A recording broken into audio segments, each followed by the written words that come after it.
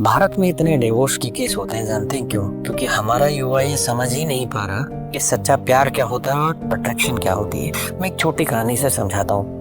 एक लड़का और लड़की एक दूसरे को बहुत प्यार करते थे। दोनों की शादी हो गई।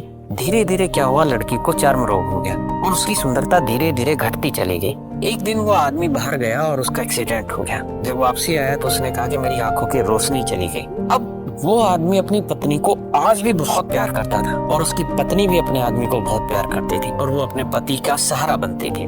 धीरे धीरे उस लड़की का चर्म रोग बढ़ता रहा और उसकी खूबसूरती और कम होती चली गई। एक दिन आया जब उस लड़की की मौत हो गई। अब वो लड़का बहुत उदास हुआ और उस शहर को छोड़कर जाने लगा। तो उसके दोस्त ने उससे पूछा कि यार, अभी तक तो तेरी पत्नी तेरा हाथ संभालती थी, वो रास्ता दिखाती थी, अब तुझे कौन रास्ता दिखाएगा? उसने कहा कि मैं अंधा था ही नहीं, मुझे सब दिखाई देता था, लेकिन मैंने अंधा होने का नाटक सिर्फ इसलिए किया क्योंकि अगर मेरी पत्नी को ये पता होता कि मैं देख सकता हूँ तो अपनी बीमारी से ज्यादा इस बात से चिंतित होती कि मैं क्या सोच रहा हूँ। मेरे दोस्तों, कई बार रिश्ते बचाने के लिए ना बहुत कुछ नजरअंदाज करना पड़ता है।